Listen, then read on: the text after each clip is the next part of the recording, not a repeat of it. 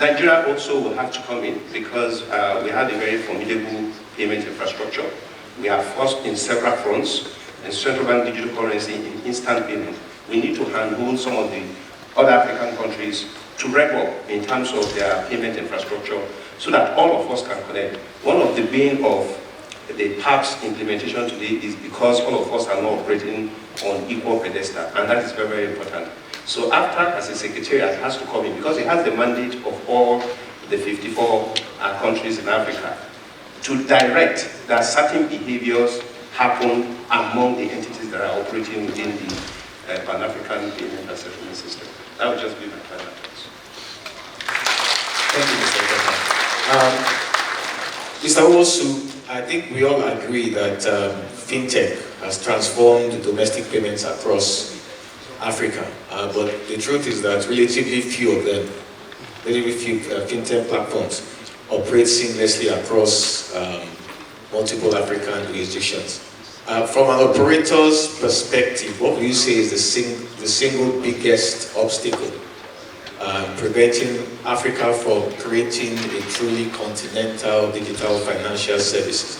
In other words, if all African regulators called you today and said that they are prepared to grant you one wish and to be granted tomorrow, what would you say will move the needle the most? Thank you very much. Firstly, to avoid the two-tier financial space. Actually, two-tier financial space means to avoid two-tier financial space means ensure that the digital integration does not favor mostly advancing markets or advanced institutions or advanced consumers, rather than the strong KYC process.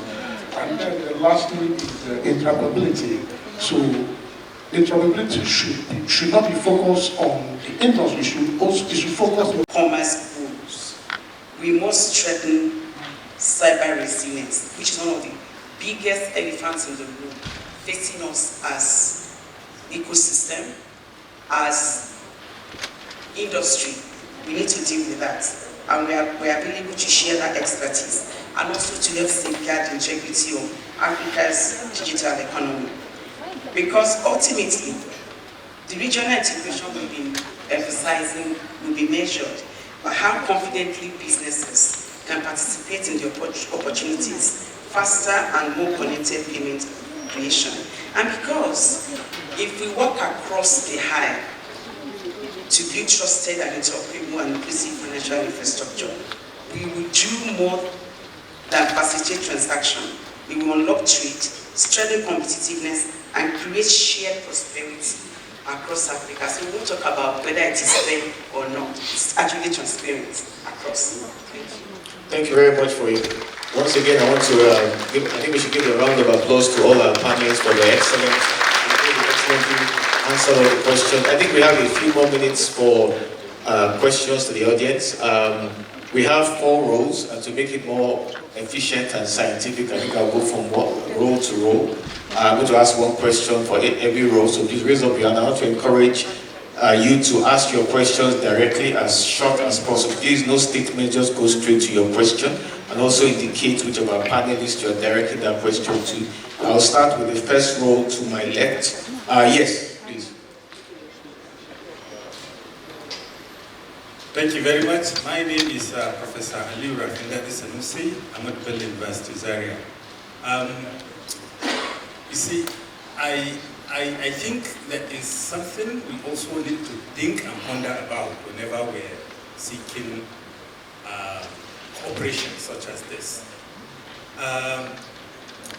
Greater interoperability, for instance, in the case of this integration, is what appears to be what we want, what we're asking for.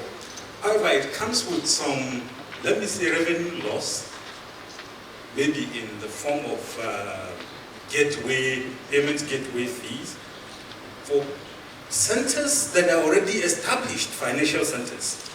So asking for this integration without deliberately having incentive embedded in it, it may go much much as the other corporations that are dragging too long to practically operation. Thank you very much.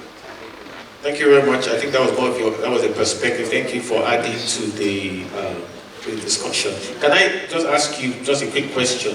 You mentioned incentives. Do you have an idea? What kind of incentive do you think will be applicable in this case? You know, as they are speaking, so I'm thinking, it's not that I have sat to, but this is the point I'm making. For instance, South Africa, Nigeria already have, some revenue. You see, the point Cardoso was making about the local conditions, the incentives, what the locals really want. That is what made me think of, okay, so what am I losing and what am I gaining if I'm to allow this interoperability? So that's what I'm thinking. Thank you. I think that's for us to think about. Yeah. Yes, I think that's more to a question to Dr. Okonjo-Iweala. I guess he's saying that further research has to be done to identify those incentives. Well, thank you very much for your perspective. Any questions in the second row? Yes, please.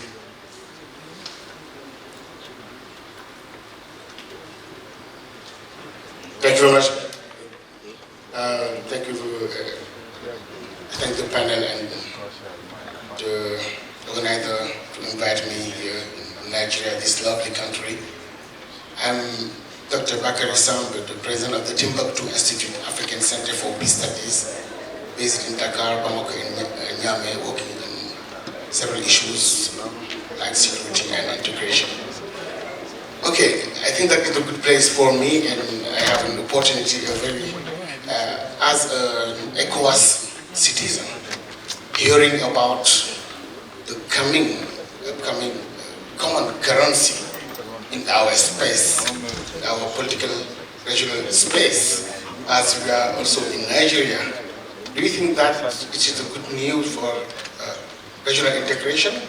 And what will be the prospect from your perspective, from your perspective and your understanding for this new currency? It will be a good opportunity to facilitate regional integration and also to develop the fintech. I would love to hear from you, as also we are in the Central Bank of Nigeria. Sorry, who are you directing the question to Mr. Itopa from Central Bank? Who are you directing that question to? Who would you like to? Yes. Okay, you want me to open it? Is there any preferably to some people from the Central Bank of Nigeria. Okay, Mr. Itopa, yes, I think you have been, good, yes. you have been nominated, and I think Mr. Professor Rabu also. The new currency and the perspective, the prospect for our region. Mr. Itopa, thank you. Please go ahead. Can you please repeat the question? I think panelists did not. Sorry.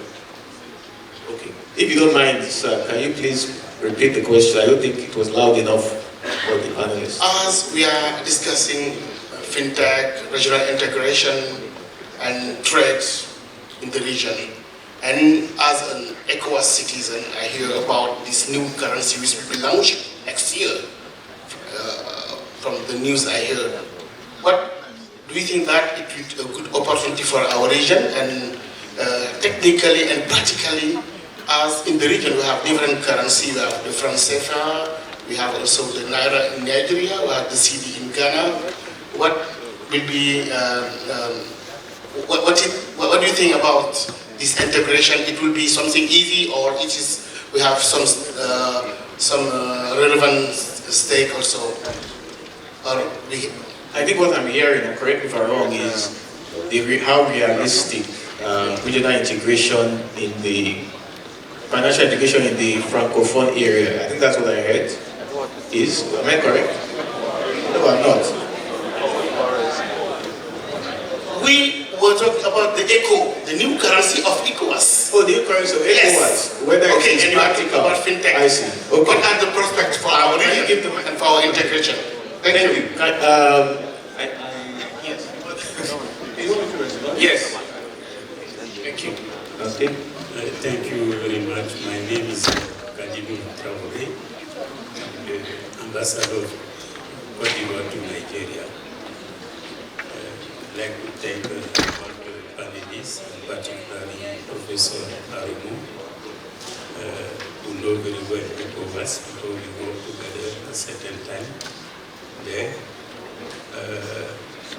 Of course, there are many efforts to facilitate the integration on payment system. You mentioned the Flexim initiative and the ECOWAS initiative.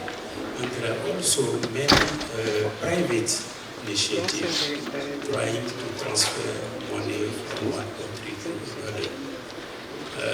But most of them, they are facing some of the challenges. Maybe I would like to hear from Professor Arumu and other panelists.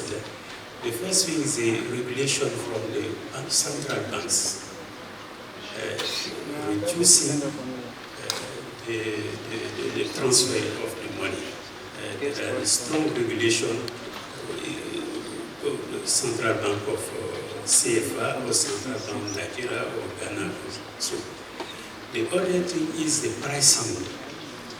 When you want to transfer money from one country to another, you have to pay very high level of commission.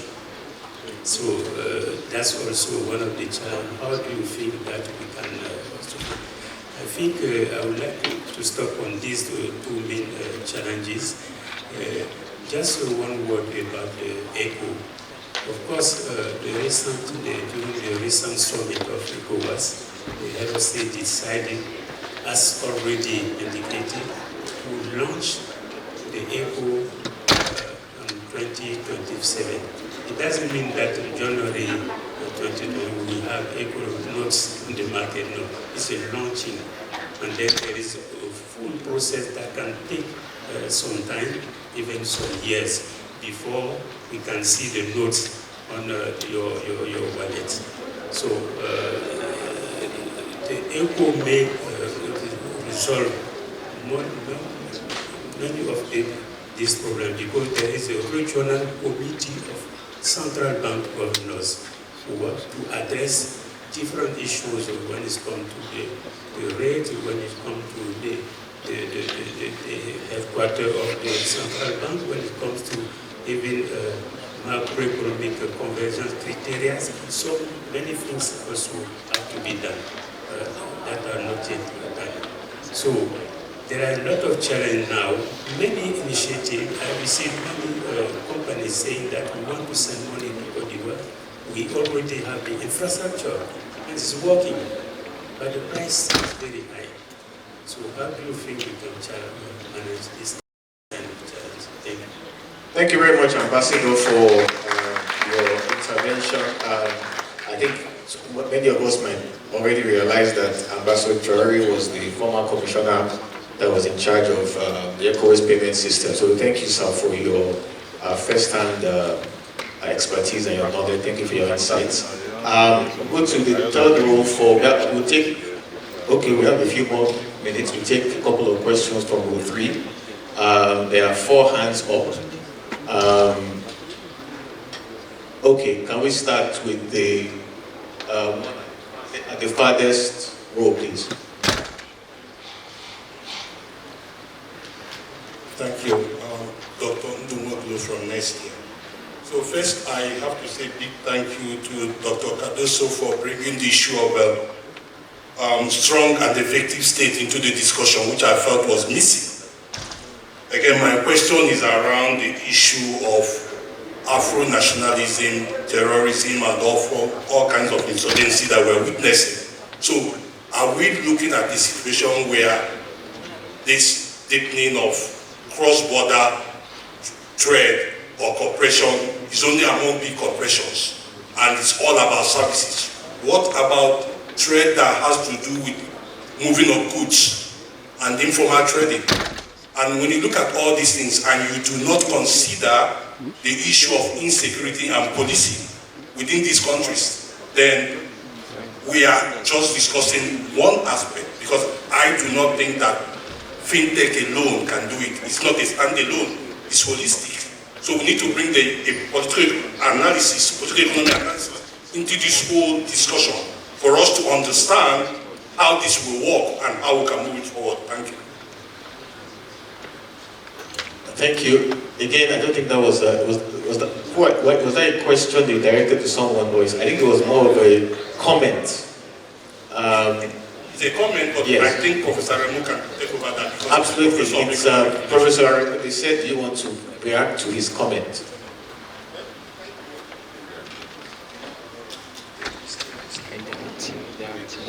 Thank you very much. I think I'm privileged that my former commissioner has spoken as Commissioner Traore.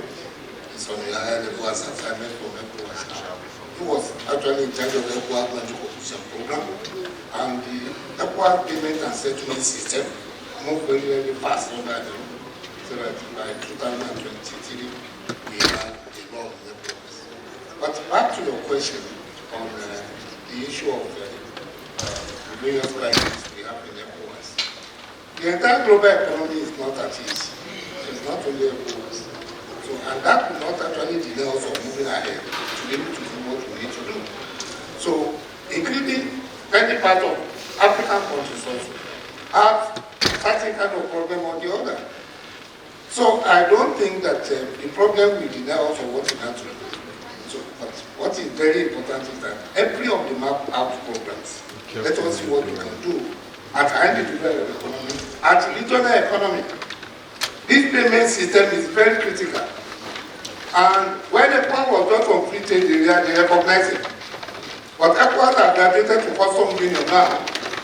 And then inside African continental free trade area, which is higher than AFTA, that is where we are operating. In fact, we enter AFTA with our custom union position. That is to say, we have a lot of commonality, particularly the common external tariff, which is the basic thing under the custom union. Quite a lot of other places have not reached that stage. And thanks to our commissioner that is there, those are people that actually make the thing work. So, what I'm saying as much as possible is that what we have actually achieved, let us use the continental payment system to be able to raise this higher. But again, we should not actually subject our ECOWAS cooperation program to the continental level alone. Because if we say, oh, what parts are already coming in, and then we forget our own subject. Are we saying that what our head of trade side can no longer work? So as much as possible, the various monetary policy are an option of Central Bank of Nigeria research department. I start from here, so I'm back home. So the various things that we need to do is to make sure that our national domestic policy is fused into the regional program, and then the regional program goes into the continental. Because when you open everything to the continental, anything that happens there will not affect your own domestic economy. So, as much as possible, whether it is regional crisis happening here and there, it's not enough to stop us from moving ahead. Thank you. Thank you, Professor Remu. Can we go to the next row? We have a gentleman sorry, before we go to the gentleman in white on this row, in the interest of gender balancing, we'll go back to row 2. Okay, we have. Please, yes. Okay, thank you. You're discussing about Cornell University. If we look at the world, we see for mobile payments, we see Brazil with PIX launched by the central bank, really successful. India, UPI, the digital public infrastructure. And China, strangely enough, dominated by 2 private companies which are Pay and Alipay. My question for the gentleman from PalmPay, why so much fragmentation in Africa? Here in Nigeria, similar market as Brazil, you have PalmPay, OPay, Flutterware, JumiaPay, etc., etc. So why so many? And will this be good for the country? So if in one country you have so many, some of you are in Tanzania, which other country you are besides, in 2 countries only, no? So then, how are we going to go from this fragmentation to digital payments across the continent? Thank you. That's an excellent question. Yes, Mr. Amosu.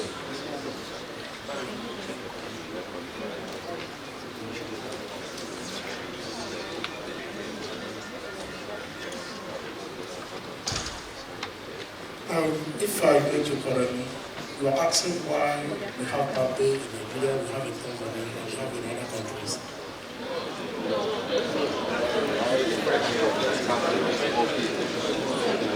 Okay, actually, if I have to come to that, if you look at the Nigerian population, we have a population of over 230 million people. And if you look at, as at 2019, from look at the situation, it's almost over 68%. So that means we need this OPay, money point, and the rest to meet up with the demand of ensuring that we bring in as many people as possible to the formal economy. I don't know if this has answered the question.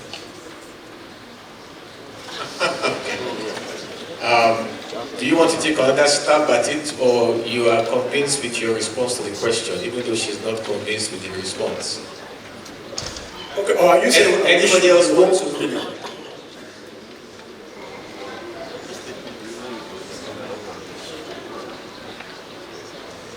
Nigeria, similar population as Brazil. Brazil 1, fixed. China, huge, 2, which are pay and repay. India, mainly UPI, huge population. Why so much fragmentation here in Nigeria? And will this fragmentation be conducive to integration of mobile payments? I think Mr. Etopa from Central Bank wants to attempt to answer that question. I thought he was going to say, I didn't license myself, Central Bank did. That would have solved it. I think you are doing, the comparison isn't right. You are comparing mobile money operators to a central switch. The PIGs, the UPL in India, and our national central switch operated by NIBS. These are the ones that you should compare.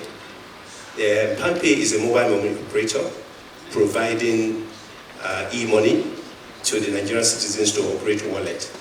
So that would have been a different comparison. So we have some of these operators in different categories. We have mobile money operators, we have people that provide switching and processing. And the mandate is to provide digital financial services to the nooks and crannies of this country where they don't have branch presence. We have situations where banks are closing their outlets, they are not present in the nooks and crannies of the country. We came out with mobile money operation for them to provide wallet services at a very lowered KYC requirement. That was the reason why we licensed, I think, about 18 mobile money operators to operate in the country. So it was intentional for Central Bank to ensure that we license more operators so they can go into the nooks and crannies to promote and deepen our financial inclusion requirement. I think it seems a lot more satisfied this time. I'll go back to row 1. I think I saw 2, again, I'm trying to be 2 of our women. Yes. I'll come back to row 4 and 5 again. Thank you so much. I'm also bringing this question to the attention of the Director of Payment System.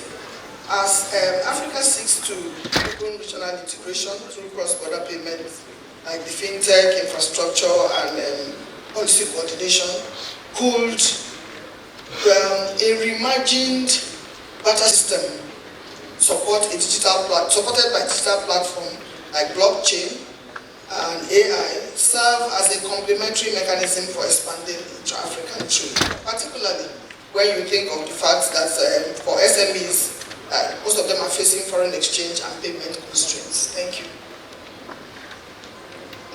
Again, that's more of a comment.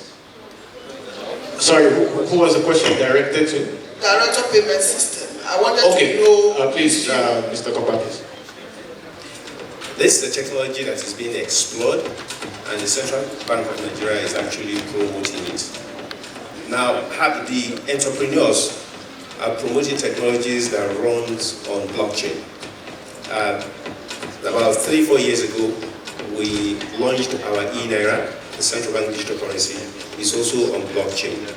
There are so many applications today in Nigeria provided by banks and fintechs that leverage AI, customer services and all of that. So these technologies are being supported by the country. Let me say the country because the central bank doesn't regulate technology. Science and Technology Ministry will actually do the regulations. But once you put financial services on top of this technology, then central bank is interested to see the risk inherent in those technologies. So today as we speak, we have some of our payment infrastructure that is running on blockchain and on AI.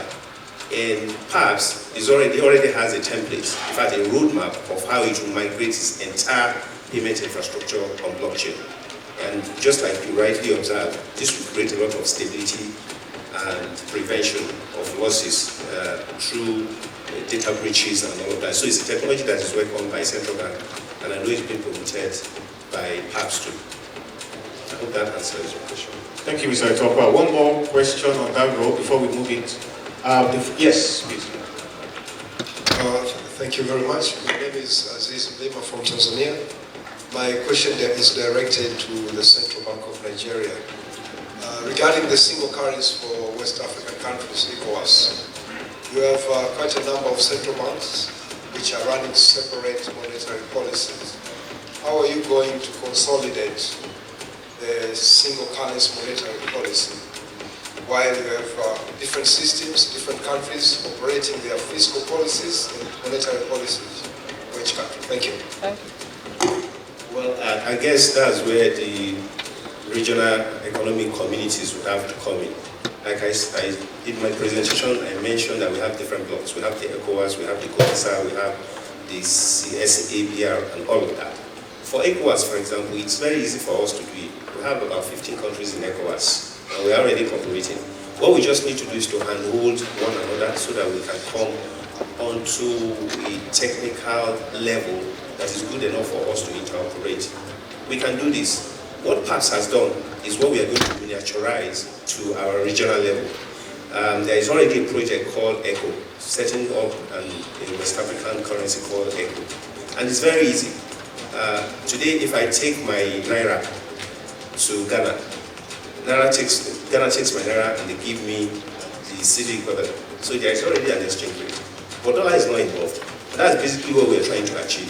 That I should be able to buy goods and services from someone in Ghana, and someone in Ghana should also be able to buy something from Nigeria using his cedis. And that's why the importance of this single currency within the eco region is very important. If we do that, then the pressure on our various, each country reserve will come down, because you don't have to depend on that to settle inter-regional trades. So it's ongoing. I don't have the update in terms of where we are now, but I know it's something that has been considered. And just like everyone said, if we start at regional level, we'll be able to quickly ramp up to the international level. So I will support that ECOWAS solve its own problem, and then we connect to the intercontinental level.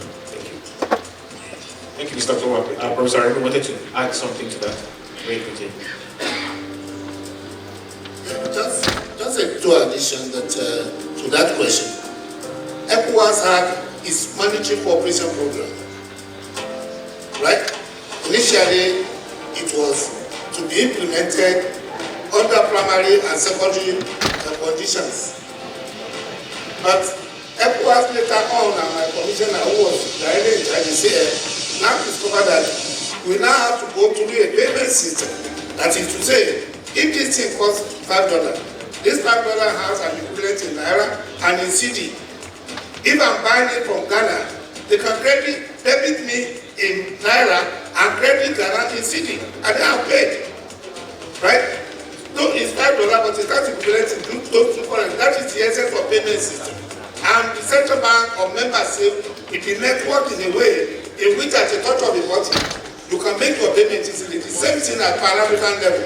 So what you are saying now is that ECOWAS will now use that approach to be able to get to its own ECHO. And they are working towards it. I was lucky to be in the Life Convergence meeting, and quite a lot of chief executives of YFM and other institutions are here. And they are moving, and the governor of Central Bank also, they were actually here, all the governor of Central Bank in ECOWAS. They are moving ahead to be able to implement this. That is the payment system. And that payment system, obviously, will be easy to fuse into Pan-African payment and settlement system. In that case, The monetary policy our members say will already be harmonized at the regional level before going to the continental level, and that will make it easier. And I think that a lot is being done to be able to make it possible. So as they say, this is the main course, this session, or the highlight of our forum. And I have a very simple job, which is to introduce or reintroduce the leading economic leader of Nigeria, post the governor of the Central Bank of Nigeria, which I'll do in a minute. No, actually in 20 minutes or so from now. Who needs no introduction? So that's a very simple job. An even simpler job is to introduce a daughter, a well-known daughter of Nigeria, who grew up with me in the World Bank when we were a little younger, whom I got to know when she was a young professional.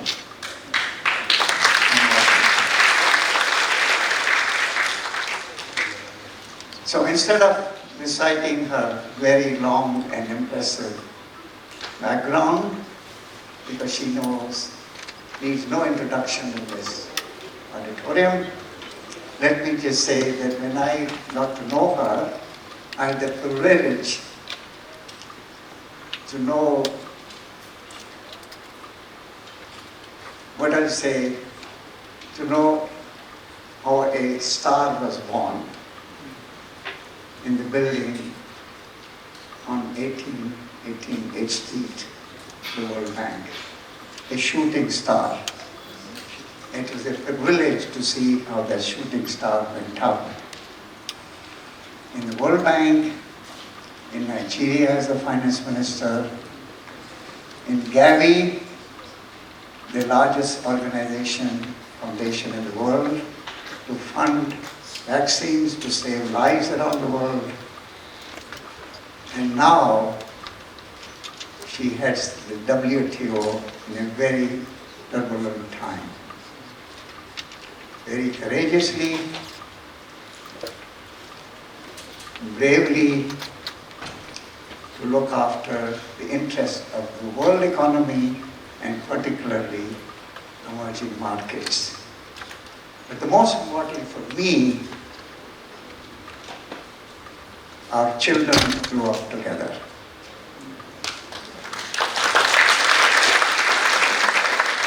So I know her as a mother and as a friend. Ngozi, we are all looking forward to hearing your remarks about what's happening in the world, what it means for emerging markets, what it means for Africa and its future, and how should Africa navigate itself in these very challenging times. So please come here. Thank you very much.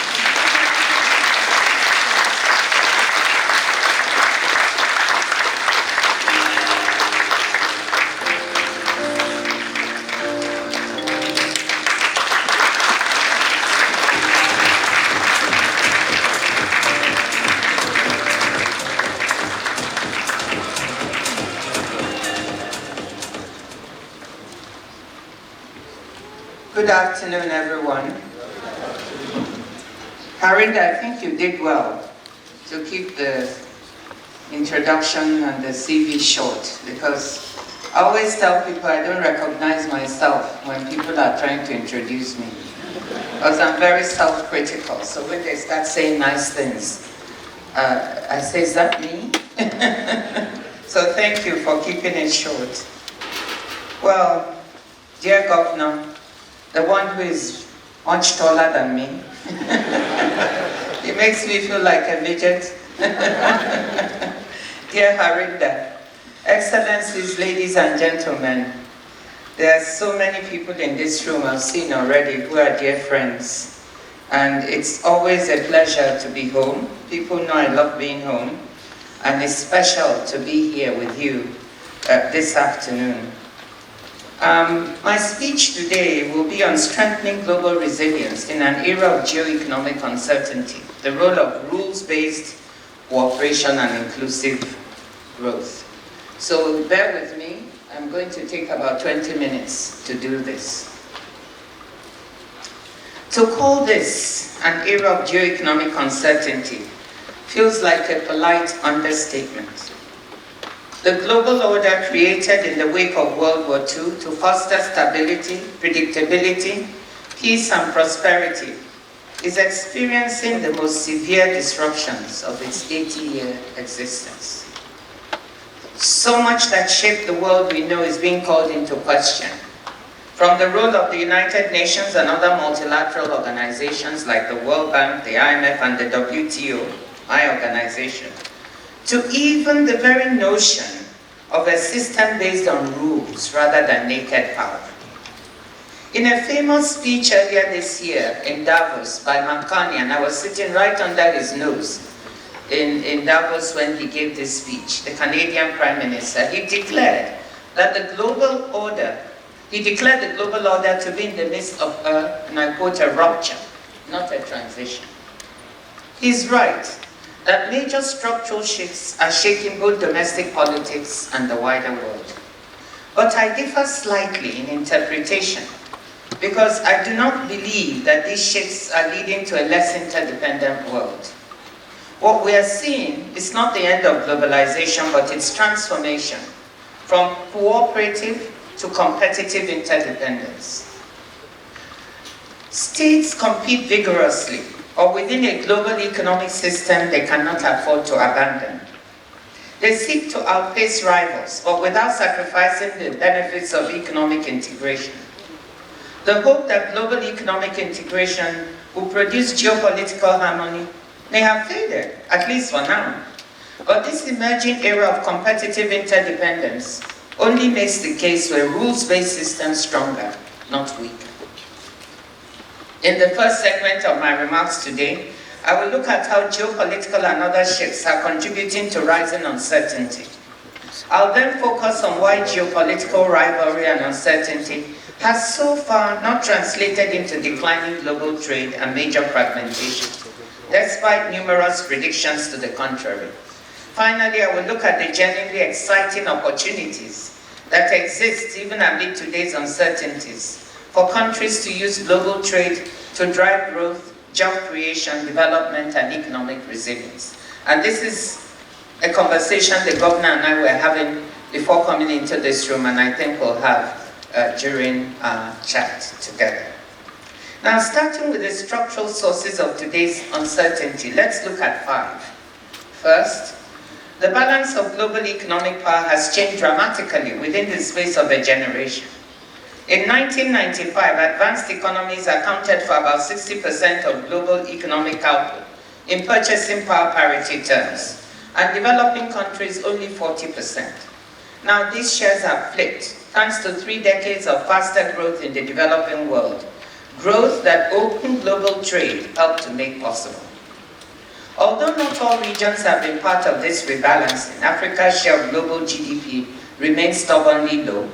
This shift has already sufficed to spawn anxiety and even resentment within many rich countries, stoking geopolitical tensions and affecting attitudes to trade and aid. Second, economic inequality within many countries has shifted upwards, with those at the upper end of the scale getting an increasing share of national income and wealth. Widespread perceptions that the rich are getting richer while others lag behind are fueling angry politics and unstable policy. According to the report to the G20 by a committee of independent experts on global inequality, led by Nobel laureate Joseph Stiglitz, over 2/3 of the global population live in countries where the top 1% have increased their share of income since 2000. With respect to wealth, the dynamics are even more pronounced. The top 1% increased their share in countries home to nearly 3/4 of the global population. Third, a series of technological shifts from computers and the internet to AI, which you heard about this morning, I think from Indermit Gill, have transformed the ways we communicate, produce, and trade. But some workers have been disempowered and even thrown out of jobs by automation, particularly within advanced economies. Fears of large-scale AI-induced job losses are intensifying, and history reminds us that waves of new technologies are often accompanied by economic anxiety and social unrest, even when sometimes they are not threatened. Fourth, our changing climate is imposing unequal burdens across countries and within them. Europe's struggles with heat waves this summer are only part of the story. The World Meteorological Organization estimates that African countries on average are losing 2 to 5% of GDP annually due to climate change, with many diverting as much as 9% of their budgets to responding to the consequences of extreme weather. And fifth, a demographic shift, with aging populations and falling birth rates across much of the developed world and some emerging markets, sharpened anxieties around immigration and labor market shortages.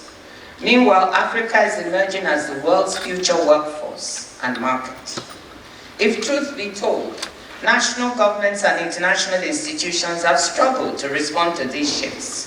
These struggles have created fertile ground for anti-system narratives, as many people in rich and poor countries feel that the established order is not helping them cope with the changes reshaping their lives. Trade in particular has been blamed for job losses, for inequality, for empowering geopolitical rivals, and more. To be fair, much of what is currently being laid at the door of trade and the trading system, in fact, owes more to other forces.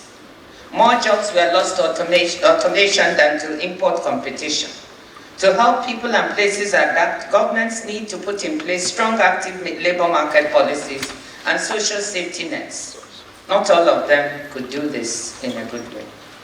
Inequality has more to do with domestic tax and labor policies, which is why countries similarly exposed to trade have such different outcomes. Large trade imbalances are strongly correlated with protectionist pressures, but they are primarily driven by macroeconomic factors like domestic savings and investment rates and capital flows, not by trade policies. Both the World Bank and IMF research, as well as WTO, have been clear about this. To deal with today's imbalances, China needs to consume more domestically and rely less on export-led growth, since it is difficult for the rest of the world to absorb its large export surpluses, whilst the US has to save more and get its fiscal house in order. But this is not to say that there are no real problems in the way both global trade and the World Trade Organization are operating, and that is part of what has brought us to the current juncture.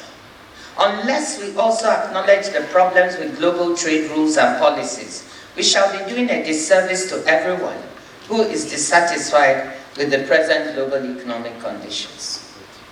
In recent years, it has become clear that the world economy is marked by some troubling over-dependencies. That's my word. For example, over-dependence on China for critical minerals, batteries, and some key supplies, on Chinese Taipei, that's what we call Taiwan at the World Bank, for cutting-edge semiconductors, and on the US for digital services as well as final market demand. In a global trading system designed to foster interdependence, the weaponization of some of these over-dependencies is fueling resentment, anxiety, and political tension. Within the WTO, although members rich and poor have for years raised legitimate concerns about a wide range of issues, ranging from inadequate policy transparency to unfair trade practices, level playing field issues, and policy space to support industrialization, members have collectively failed to respond by amending and updating the WTO rulebook. Although this has finally started to change and reform discussions are underway at the WTO, the conversations we needed didn't happen for far too long. And the result is that trade rules have not kept up with the times. The smart response to problems of overdependence and overconcentration is to enhance resilience by diversifying and deconcentrating trade and investment relationships to bring in currently marginalized countries and communities. Such re-globalization, as we call it at the WTO, would help shift from overdependence to a healthier interdependence that is less vulnerable to shocks and bilateral pressure. Some of this diversification is beginning to happen as many countries strike new bilateral and regional trade deals. I'll come back to this point later. But unfortunately, we are still getting a large increase in trade policy uncertainty as important trading partners or blocs continue the shifts of trade policies and measures. Businesses that do not know what trade barriers they'll face tomorrow will think twice, probably more than twice, before investing, especially in new locations. This illustrates the danger of negative feedback loops of geoeconomic uncertainty, in which responses to the structural causes of uncertainty end up making uncertainty worse instead of better. Having spent the past several minutes talking about challenges, structural shifts, fragmentation, geopolitical tensions, and so forth, let me switch to the good news. Everything I said thus far is accurate, and yet, things have not fallen apart. Far from it. The value of global goods and services trade was at a record $34.65 trillion in 2025, up 7% on the previous year. In volume terms, world merchandise trade grew by 4.6% as surging demand for AI-related goods offset weaknesses linked to tariff increases. And trade policy uncertainty. Services trade grew by 5.3%, again in volume terms, and within that, trade in digitally delivered services grew even faster, at almost 6%. Most countries continue to trade on rules-based WTO terms. Around 72% of global goods trade continues to flow on core WTO most favored nation tariff terms. And people are often surprised when I mention this number. I was telling the governor that when I said 72% of world trade still goes on WTO terms, everybody started quarreling. Some people said, no, the US has destroyed the place with these measures. Everybody was, they wanted it to look really bad. So I said, okay, to my staff, publish the methodology, which they did. And I said, anyone who has a better methodological approach to calculating the trade that goes on WTO MFN terms, they can bring it and we'll change. And we put it out there and no one has come forward. So I'm very confident in telling you, we didn't change the way we calculate. 72% of the world's trade still goes on WTO terms. And an additional 16% flows on terms within the wider WTO framework, mostly tariff preferences arising from bilateral and regional trade agreements that are built on WTO foundations. Some of this is reflected in the trade diversification I mentioned earlier. That is why we are supportive of bilateral and regional trade agreements that seek to build trade channels, because a large number of them are built on the bedrock, on the foundation of WTO rules. We should also remember that the WTO's role goes well beyond tariffs. Our rules for health and safety standards, technical regulations, customs valuation, and intellectual property function as the plumbing of global trade. And I always joke everywhere that, like plumbing, you don't really remember the plumbing in your house. You don't think about it until a pipe breaks and floods your sitting room or wherever, the house, isn't it? You take it for granted. People take the WTO for granted because we are the plumbing of trade. And they don't think about it until something goes wrong. And we're very happy to be the plumbing.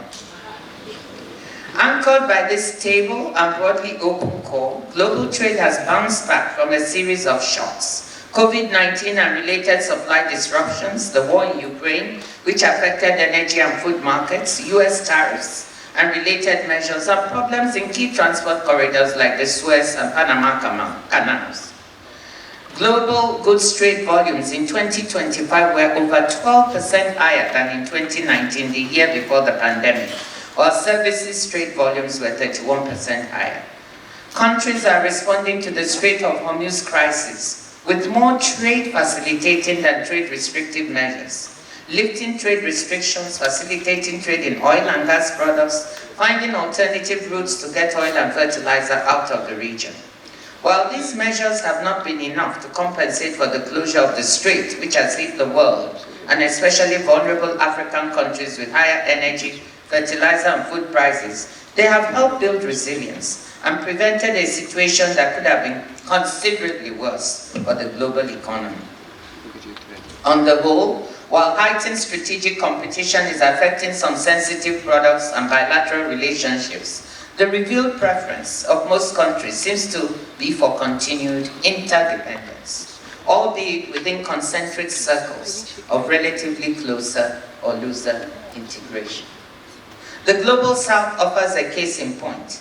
The share of South-South trade in the global total has increased from under 1/10 in 1995 to about a quarter today, and they're keeping their trade diplomats busy. Of the 384 existing regional trade agreements that have been formally notified to the WTO, 49% are among developing countries. Among the 80-odd additional agreements that have not been notified, the South-South share appears to be even higher. And 22 economies still outside the 166-strong WTO are working hard to accede to it. There are good reasons for this, for all of this. Open and predictable trade does not just enable export-led growth and the productivity gains that come with increased specialization and scale. Open and predictable trade can be a powerful force for macroeconomic stability, and I think the central bank is interested in that. Research by the IMF's newly appointed chief economist, LSE Professor Silvana Tenrero, has demonstrated that trade serves as a cushion against domestic economic shocks and helps reduce GDP volatility by allowing countries to diversify sources of demand and supply. A drop in domestic demand can be cushioned if exporters can sell abroad. Domestic supply shocks similarly can be better managed if firms can source from foreign suppliers. Exposure to more markets, not fewer, enhances the stabilizing effects of trade. In sum, while integration and win-win interdependence entail vulnerabilities, fragmenting trade or trying to go it alone would likely be even worse. This brings me to the final, and estimates for Latin America are similar. For Africa in particular, instead of the extract and export model that has been the source of so much volatility, economic underperformance, and let me be blunt, corruption, conflict, and banditry, the goal should be higher value, higher productivity growth, driven by the development of sub-regional value chains and integration into potential supply networks. Quite frankly, the time to seize this opportunity is now. As geopolitics exerts some demand pressure for critical mineral supply chain diversification. If we miss this opportunity, I'm afraid we would have missed a lot.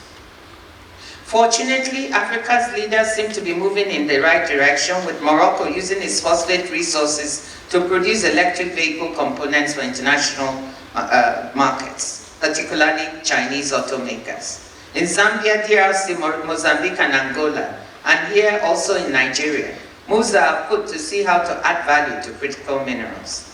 But these efforts need more systematization and harmonization, including a look at sub-regional approaches so that countries are not picked up one by one in suboptimal bilateral agreements. Nigeria has undertaken significant economic and financial reforms in recent years. What could the next phase of this reform unlock for investment and economic opportunities? Yeah, thank you very much. Nigeria has undergone a lot of reforms, and what that reform has done is to bring about stability in the economy. The exchange rate has been stable, the inflation rate is more stable, the economy is more predictable. Okay, so that is bringing a lot of investors to Nigeria. So what should the next phase be? Okay, the next phase will be to consolidate the gains that we have now, and to see how we can move from stability, which we have achieved, to growth, okay? To not just 4%, 5%, we want a robust growth. Because the robust growth that can actually unleash, development to the average Nigerians that can actually power, employment, generate more income for the average Nigerians, okay? And that will open the opportunity for investors because it's, investors are not just looking for large population, large market, they're also looking for markets where you have adequate purchasing power, where people have power to actually translate their design into goods and services. So when we move to that next phase, more Nigerians will go to come into the marketplace. It will create more rooms for investors to go and invest and the market to where they can place. Africa must move beyond being consumers of technology. We must become creators, developing African solutions to African challenges, and building businesses capable of taking those solutions to the world. To achieve this, Africa must invest in the foundations of an AI-enabled economy, including reliable electricity, affordable connectivity, digital infrastructure, and above all, a generation of AI-savvy young Africans ready to build solutions for the continent and to compete globally.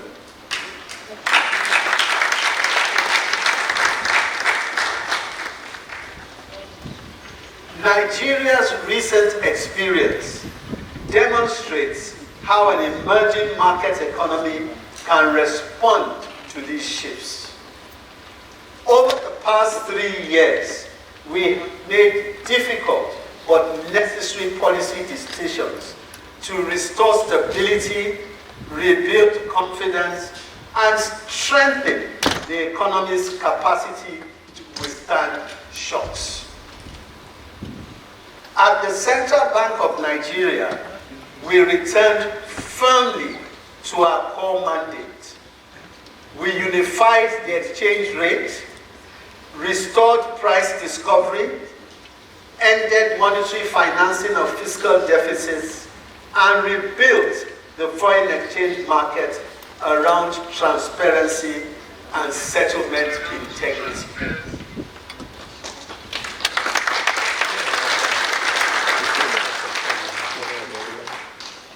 We tightened monetary policy when necessary and communicated our decisions clearly, including when the message was difficult. Today, the results of those sacrifices are evident. Inflation has moderated from high levels despite the energy shock. External buffers have strengthened, and the financial system is safer and better capitalized to support the economy.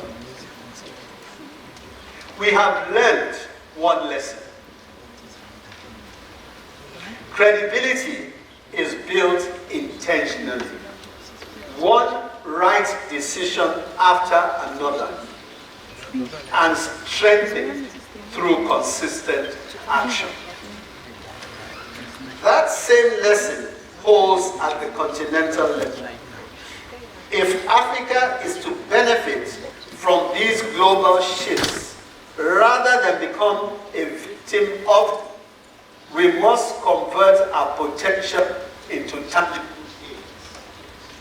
That transformation will rest on 4 foundations.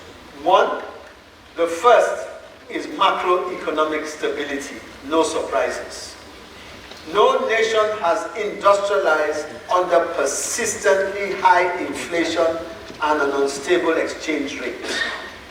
Stability gives households and businesses the confidence to consume and invest, and gives investors the certainty to commit capital for the long term. Second is continental scale. The African Continental Free Trade Area gives Africa a solid platform, but we must build the market. is patient capital that creates productive capacity. We must mobilize Africa's pensions, insurance assets, domestic savings, and diaspora wealth. We must also seek foreign investment that creates jobs, transfers technology, develops local suppliers, and strengthens African businesses, not investment that simply extracts value and leaves. The fourth and most important is our people.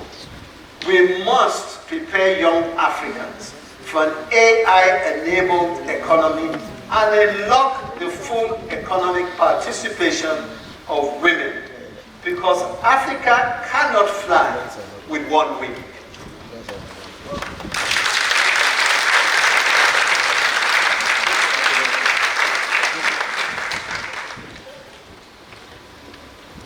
Our goal must be an Africa in which young entrepreneurs can build, scale, and compete without having to leave the continent to realize their potential elsewhere. The Japa syndrome.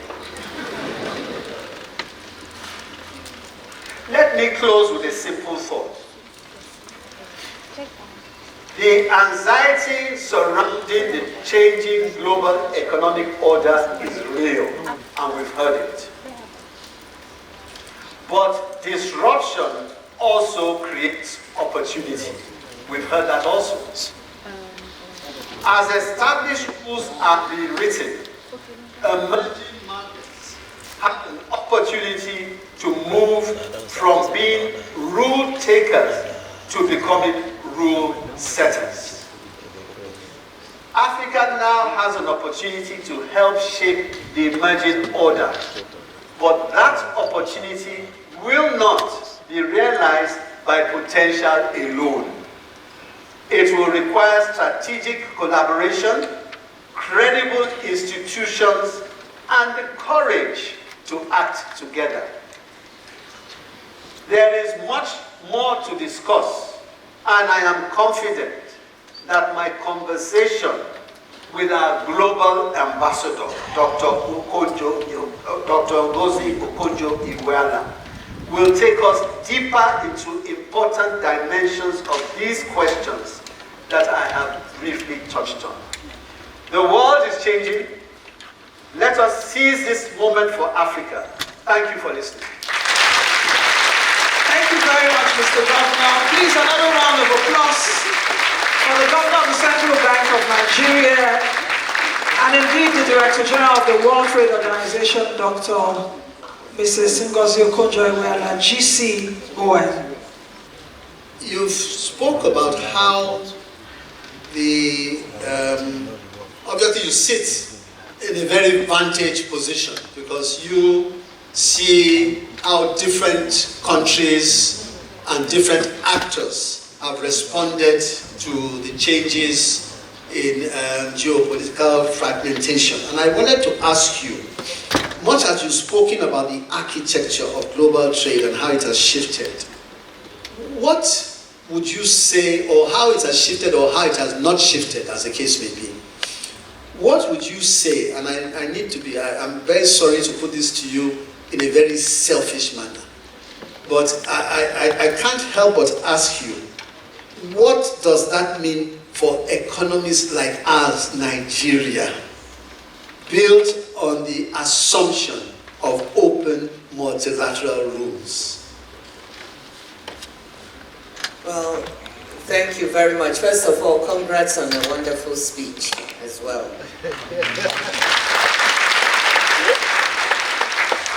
And then I want to welcome my husband, who arrived whilst we were talking. He's sitting right there. I wanted him to come, but he thinks economists are boring. He's a surgeon and he keeps running away. He says that whenever economists get together, they always stop short. And they never relax like doctors. So, but he's here, so that's really nice. I give up.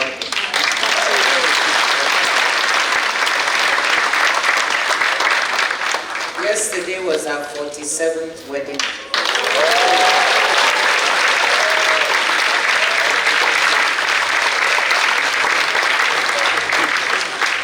So you talked about in this era of geoeconomics, fragmentation, and trade turbulence, what should countries like Nigeria be doing? That was the question I was going to ask you. I thought I would put that to you so you could tell me what you think that Nigeria and Africa should be doing at this time. But look, seriously, they are difficult, we're in a very difficult era multilaterally. But the way I look at the world is to always look at what are the opportunities within crisis. Because if you don't think that way, you get paralyzed. You become despondent and you think everything is going wrong. And when you really look at what is happening within this crisis, you can see opportunities for a country like Nigeria, for Africa as a whole. And my big question is the question of whether we will seize these opportunities or we will make bilateral deals country to country that don't necessarily favor us bilaterally sometimes, and miss opportunities for the continent and sub-regions as a whole. So what do I see? Globally, we are seeing that the geoeconomics is leading to changes in the way supply chains are configured. Some people, as you said, are talking of reshoring or onshoring. That was very popular in the beginning, but I think that many are beginning to see that reshoring and onshoring may not be all it's cut out to be, right? Because that has its own risks as well. But there's some of that. But, you know, I talk to the CEOs of the biggest shipping companies in the world periodically. And what they're seeing is the need to diversify supply chains and supply routes. Not to be so concentrated. We found we're so over-dependent. Again, that's the word, my word that I use. The way some of our supply chains are configured, you know, how can you think about it? 95% almost of semiconductor chips may be from Taiwan. Remember when we had COVID-19? 80% of the world's vaccines came from 10 countries. And therefore some had to wait in the queue when the COVID hit. Think about it, 70% of the world's critical minerals or more are processed in China, 30% of the rare earths are in China. So we have built up some over-dependencies. The US is saying that we're too dependent, some countries are too dependent on them for markets, and they feel cheated. So in this, there's an opportunity, because these supply chain CEOs, shipping CEOs have their own, but those leading important global supply chains in different sectors, from automobiles to pharmaceuticals to even furniture to supply to, you go on, are looking to diversify. And that is where we in Africa can do better to attract the supply chains.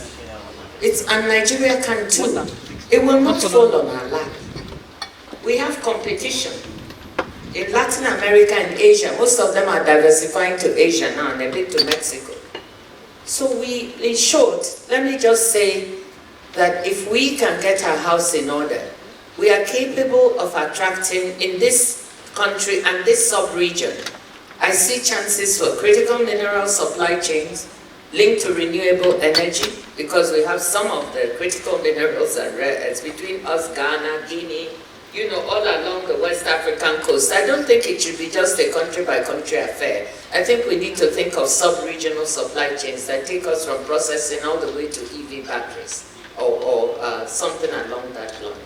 So I see good opportunity, but are we willing to do what it takes for the right leadership, governance, infrastructure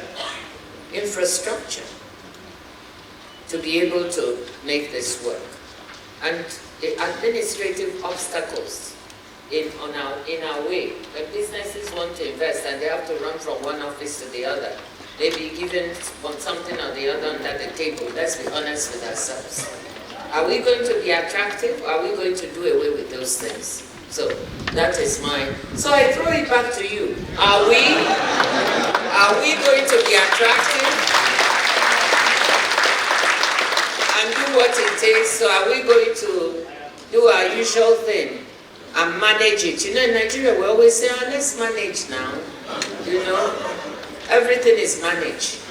Or are we going to be excellent and attract some of those opportunities?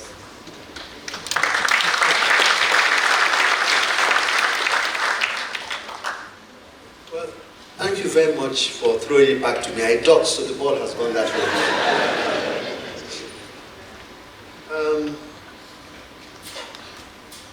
I would say that perhaps the best way to respond to your question is to use the central bank as an example. And to say that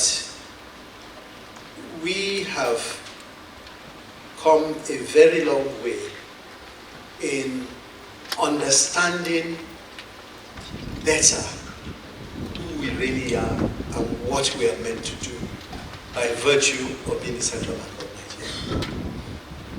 We've recognized the fact that we are custodians, and a lot of the economy depends on us doing the right thing. And we're very clear on what the results of not doing the right things have been. Inflation gone up over a period of time. Reserves at a point in time got down to an all-time low of about 3.3 and even below, to be honest. When we took over it was 3.2, but even below. And confidence was lost in the economy. In such a situation, you would neither have investors wanting to come in, nor those Nigerians wanting to hang around for too long. And there was a need to understand that and work very hard to rebuild confidence in the economy and rebuild confidence in particular in the central bank. And we did the things we had to do to ensure that happened. We made our processes more transparent and open. We ensured that our policies were credible and clear to people. We avoided policy flip-flops, and where there was need for us to tweak certain things, we were, humble enough to come out and say, yes, there's need for us to do this. Okay. It's not a short dash, it's a journey. And also to take difficult decisions with respect to the foreign exchange market and the banking system. And I believe that the outcome of that has been positive. And you said something earlier during your presentation. You said that the figures speak for themselves. And that is exactly the fact. The figures do speak for themselves. And I also believe that the morale and the confidence of the staff of the bank has gone up quantumly.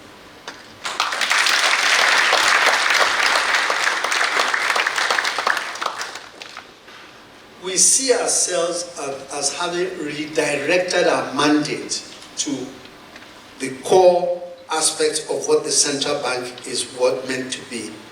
Orthodox monetary policy to maintain price stability.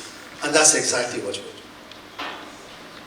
Well, I think that's great. And we must not underestimate the impact of having an island, and you've worked hard at it, of excellence in an economy to show the way.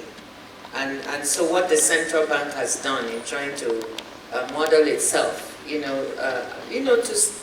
put its money where its mouth is, so to speak, has been very good. I think, my challenge, not just two challenges I think we have. One is how to get this into the real economy. Because until Nigerians, as I said in my speech, until we can impact the real economy and Nigerians can begin to see the benefits of the reforms. You know, it wasn't easy what you did, and there was a lot of criticism. It will not be easy to get things, the house in order on the fiscal side. And the only way you get public support is when people know that there are going to be benefits from coming from this. That was the same challenge we faced when we did the reforms. And for us, I also say the numbers speak for themselves. Don't believe me, but if you go and look at IMF numbers, you saw that the economy was growing at 6% per annum over that period, and we created lots of jobs. So I think what I would want you to do is working with the other members of the economic team to try to push this excellence into the real economy so that we can create opportunities and jobs for young people, and we can have more of them saying, this works really well. But let me throw another challenge, and that's on AFCFTA. You mentioned it. I really think it's one of the best things that Africa, best instruments that Africa has going for it. And right now, I know that Nigeria is the chair. I know that Minister Jumoke is chairing, the Minister of Trade. We're chairing AFCFTA this year and pushing, especially on the digital side, which is good. I think there's a unique opportunity for the continent to trade more with itself. Charity begins at home. Why can't we move from 20% trade among clap if you want? Why can't we move from 20%? You know, EU is at 60%. I'm not saying we'll get there, but even if we could double over the next 5-6 years, this trade, let's trade among ourselves. Let's also build an island. This is a continent with a market power that is, we will have 800 million Africans who will be middle class by 2050. 1 in 4 Africans will be of working age population in the world. So we have a lot going for us, but it won't happen unless we drive it. How do you think the AFCFTA is going? A leading question. Well, thank you very much for that. Two things I will say, and you touched on that earlier before you went into the issue of the AFCFTA, and that is collaboration between the different arms of government. And honestly, we rose from a recent meeting at the Central Bank, a high-level meeting, in which we are determined to ensure that that collaboration is not just in word, but in fact. I think you'll be very much aware that the MPC of the Central Bank has 2 members of the leadership of the fiscal side. Yes, the PAMSEC of, actually 1, I beg your pardon, the PAMSEC, who is a member of MPC, and the board of the Central Bank has 2, the Accountant General and the PAMSEC. And we're going to use our convening power, and we're going to go out on a limb to ensure that that collaboration, as I said, becomes something that will be of great benefit to the country. So that's on the one side. The second thing that I think is very important in response to your question is on the issue of stability. Because really and truly, without stability, the sort of investments we want and the sort of trust between the relative stakeholders is relatively minimized. I remember at a particular point in time, because I used to travel quite extensively on the African continent, and I know that at one point in time, when you go to certain parts of Africa, nobody wanted to touch the Naira. Okay, that is not a thing of the past. It is a thing of the past.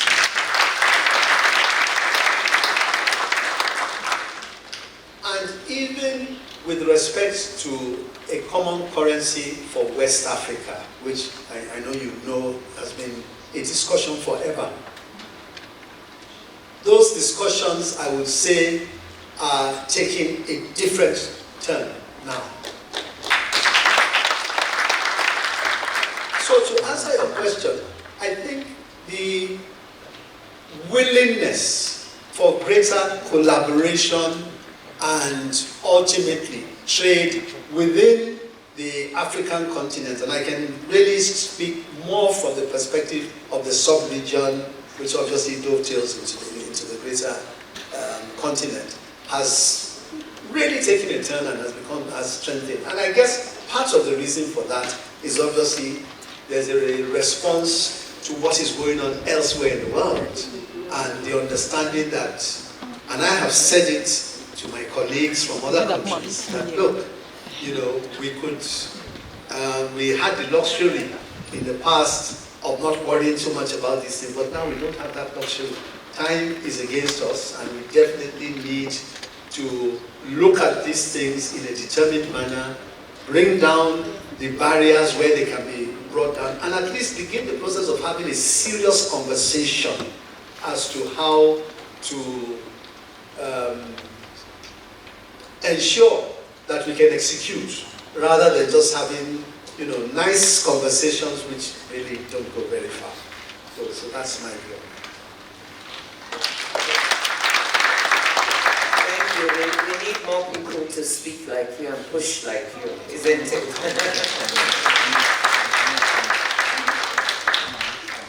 I think there's one more, another interesting aspect of how we need to think about moving on the continent. And Nigeria, being the largest country in terms of population, needs to really think about this. And this is something you mentioned, our potential demographic dividend and skills. You talked about the Japa syndrome of people leaving the country, but overall the continent. We can have this 1.4 billion, 1.5 billion population is a big asset. But we know that the vast majority of that are people who are 30 and below. And the issue is, how can we turn this potential demographic dividend to work for us on the continent? How can we ensure that our young people, that it doesn't become a demographic nightmare instead of a dividend? We can't just say we have young people and young population without thinking of how we're going to make sure they have jobs, they're properly skilled and so on. So that was another area I wanted to explore, because potentially this could work for Africa and the world. How do you see it in the age of AI? You talked about it in a very nice way. Could you elaborate a bit more on how we can turn this into the direct of the country? Yes. Thank you very much for that question. In actual fact, that was a question I was going to give you as well. I was clever this time. Well, it's obviously a question that any right-thinking policy maker on the African continent should be concerned about. And perhaps, if you allow me, I would just share an experience that I had when I was in office in Lagos. When I was in office in Lagos, between 1999 and 2005, when I was the Commissioner for Economic Planning and Budget. And at that point in time, when the military had gone, the civilians were coming in, and I was tasked with the responsibility of, setting out a blueprint and understanding the issues with respect to the economy of Lagos. And believe me, we went around the world, and I say the World Bank was extremely useful for us at the time. We went to the UN Habitat, and a number of reasons why we went there was because we needed to understand why the economy was not working. And a lot of that, sooner than later, we got to realize was linked to the issue of population. The population was growing at a rapid pace. And of course, the economy was growing at a relatively small pace. Really, economy was growing between 2 and 3%, and population about 5–6%. Okay, not necessarily by appropriation, but people coming into Lagos from everywhere. And of course, Lagos has a tiny landmass, okay, less than half of 1%. And it became clear to us very quickly that that was not a sustainable model, and that it was a question of time before what was defined as a mega city would collapse if something wasn't done urgent. And understanding that statistic and understanding the risks involved in that statistic, believe you, made a big difference to the way we tackled the problem. Because understanding we didn't have time, okay, we didn't have time. You spoke about infrastructure. The infrastructure needed to be significantly rehabilitated, and a whole host of things needed to go with that. And that, of course, is what led us to the issue of looking for additional sources of revenue, the land use charge, and a whole host of other things that followed with that. It was the desperation in understanding that you are on a ticking time bomb.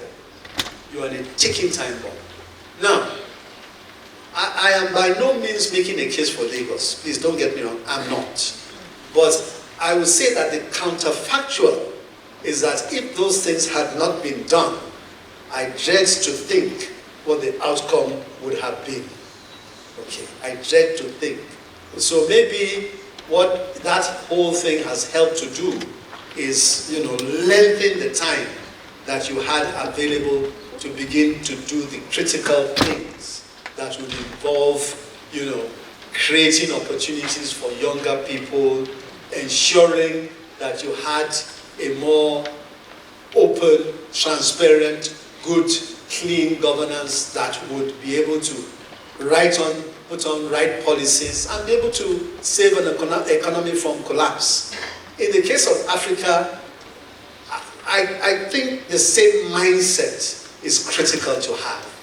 To be able to tell ourselves the truth and say, listen, certain things need to be done and they need to be done quickly.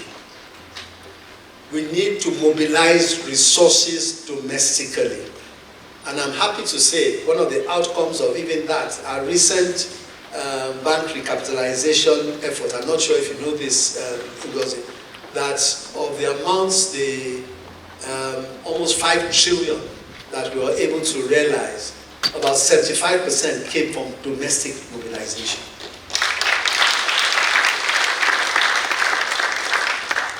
We've got to do more of that. Okay, the dependency on outside funding is a thing that is good, all right, and investment comes to where the environment is enabling, but we must concentrate on generating our own. We must. So I think that is half of the answer to your question. The other half I want to give to you because I'm eager to hear from you on that, giving your broad worldwide perspective.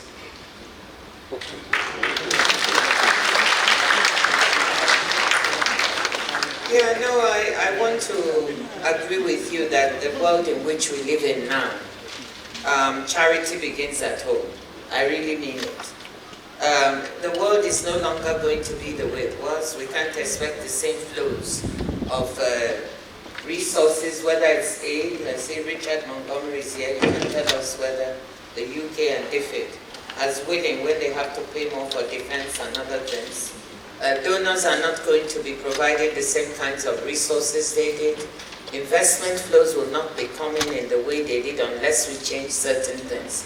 So we must also think of how to mobilize domestic resources. And the amount of money that is hidden under mattresses here is amazing. Actually, I think we've been having too polite a conversation. There's a lot of money hidden under mattresses. If you see the construction boom going on in Abuja, it's amazing. Everywhere.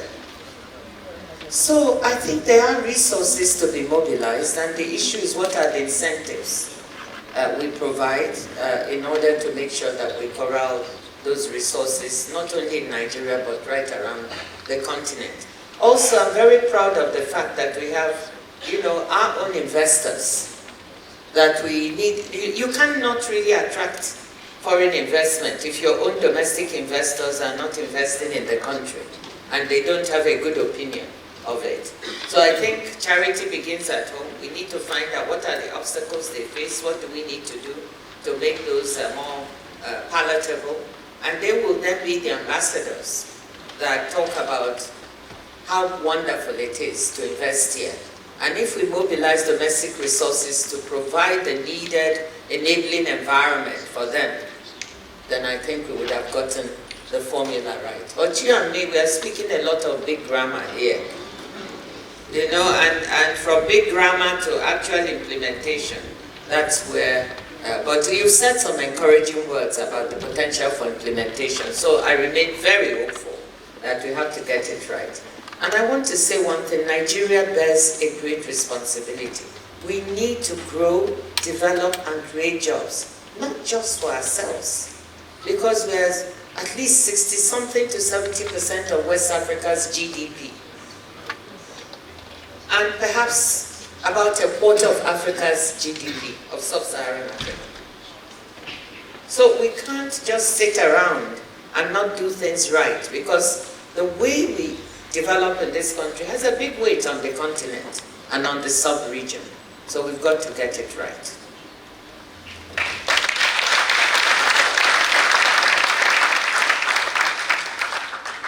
Thank you very much indeed. And time is against us. Well, it's fast spent. One last question, if you don't mind.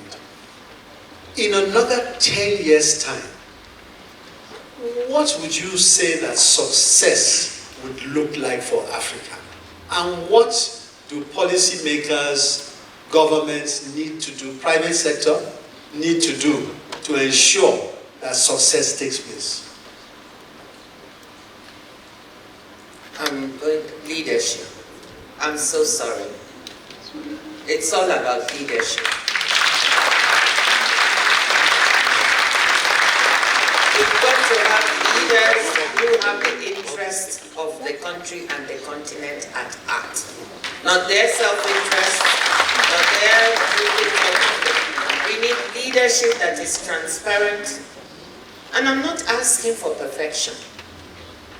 Nobody can be perfect. I'm sure the leaders will do certain things and make certain mistakes. But even leadership that is 75%, not even 100, will take us a long way on the continent, meaning focused on actual implementation of things that work, on creation of jobs for young people, on asking themselves what are the sources of growth in this economy, on looking at what are the real impediments that are stopping the economy from growing, on trying to see that we don't need our young people crossing the Mediterranean or anywhere, you know, and dying. But trying to make our place look attractive. That's what I think it will take. And I think 10 years from now, what I'm hoping is that we will indeed have a continent and a country where young people are not seeking to leave, they're seeking to stay. Where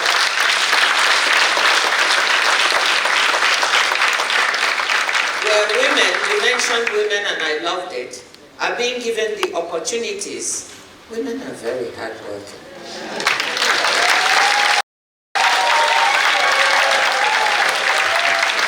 They really are. I'm not saying it because of anything. They are ideal multitaskers. And we have to mobilize them to contribute what they need to the continent and the economy. So leadership is it for me. If we have the right leaders who ask the right questions and try to tackle the real problems, we will make it.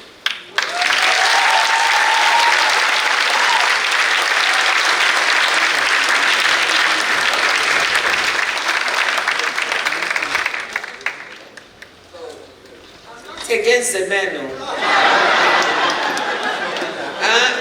I can't be without the... Yeah, my husband is there, so I'm not against the men. He's very supportive, so we need you men. But you know what my joke is? Sometimes the men have to step out of the way. Give the women a chance, you know, and then be behind them.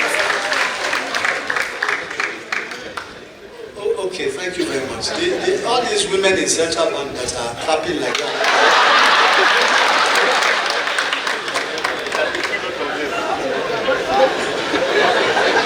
That's it. I'm making notes.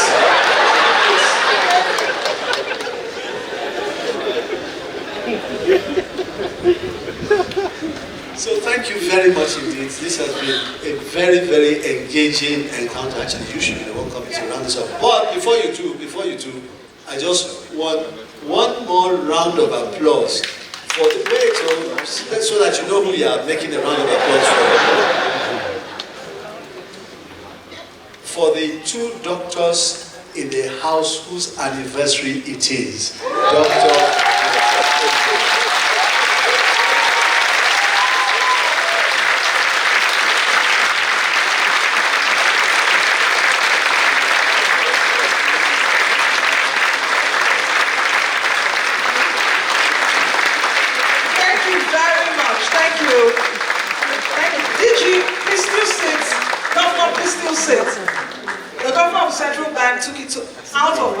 Because I just wanted us to wish them a very big congratulations.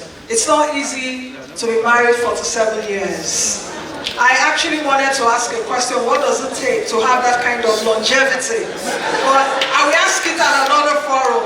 So big congratulations to Dr. Okonjo-Iweala. Thank you very much for taking care of our beautiful, beautiful daughter for the past 47 years. And I know why I said daughter. We come from the same local government area, so she's my big mommy, so I know what I'm talking about. Thank you very much. All right, we've just come into the question and answer segment, and we'll be doing that in just a few minutes because the time is fast spent. I know a lot of us in this room have questions, but do think of me like a trusted vault. And, you know, the bank, no Central Bank of Nigeria that is holding the room's collective curiosity. So this is how we're going to do it. We're going to take like 2 or 3 comments from the room, and we have online questions also for the DG and the Governor of the Central Bank. Governor, if you permit me, sir, and the DG. We'll do this very sharply. All right, I will start with, I think, where's the Dr. Ndemit Gill? Dr. Ndemit Gill? Oh, okay. Can we also have a second hand here? We'll just take 2 or 3 right here in the room. If we don't have any comments then today, I'll be glad to end the session. Oh, okay. Okay, I see one hand here. You know I wouldn't be able to take every one of you. But we'll have to also make it gender sensitive, right? Yes, so I think only women know. All right, Doctor. That's the president of the NES, the Nigerian Economic Society. So we'll take your question. Sir, just go straight to your question. Thank you, sir. Thank you very much. And let me also join behalf of all of us here. Wish our dear mother, father, happy anniversary. You made the last question, the last statement about leadership in Africa. But one question I want to ask is that, don't you think also that we need followership that demands integrity, that fights corruption, misinformation, and real integrity among ourselves as followers? Thank you very much. I guess we should take all the questions, ma'am. Then we can go ahead. All right, the next question. The governor has given the permission to the director here. I'm sure the governor is being gender sensitive, so short and sharp. Thank you very much. I'm Dr. Rekia Obemi Yusuf, Director of Payment System Supervision Department. Thank you, ma, for remaining beautiful, and thank you, Daddy, for allowing her to serve not just Nigeria but the world. Now, my question is this: right leadership, you have said it. Recently, Trump did raise tariff against Nigeria and says 12% thereabout tariff. on Nigeria imported goods. What are the low-hanging fruits sitting from your office, man? Can we be looking at to actually take advantage of the potentials that exist around us so that we will not be a laughingstock as a nation because of that decision of the US? Thank you. All right, thank you very much. One last question. Can we have this aisle? Is there any question from this aisle? Oh, okay.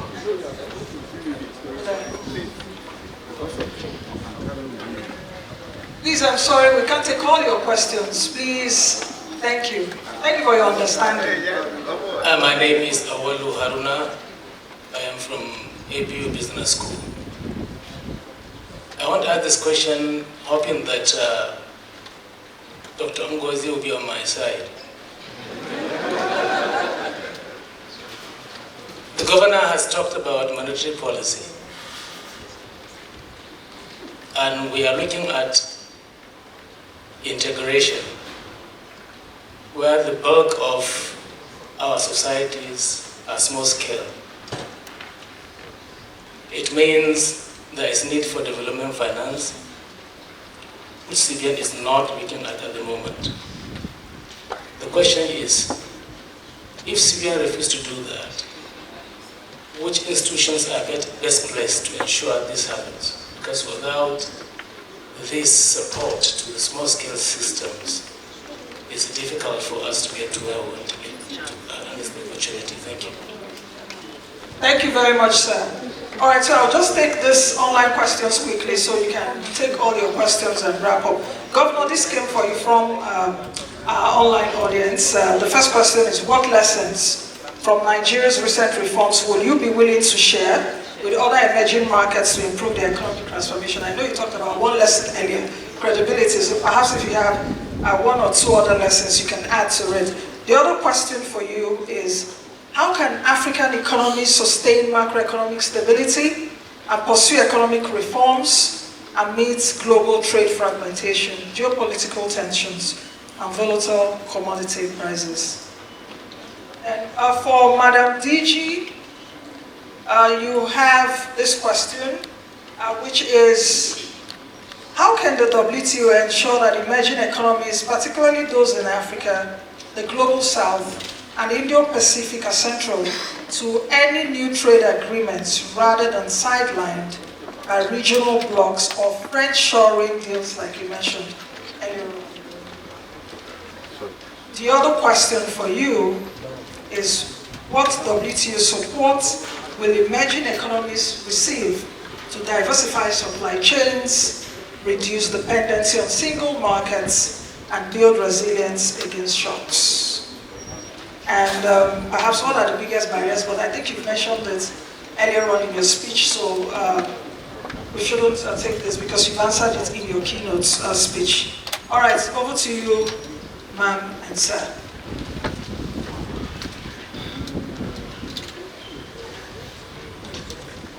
DG, you can go first, actually. Yes.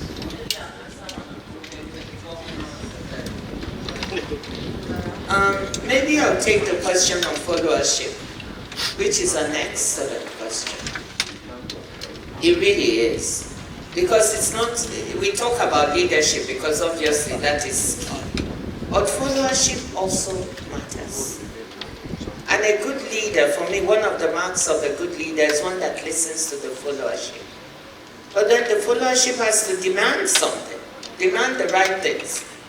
And you said have to demand integrity, transparency, and so on and so forth. So a good followership is absolutely necessary. You can't be a leader if you don't have followers.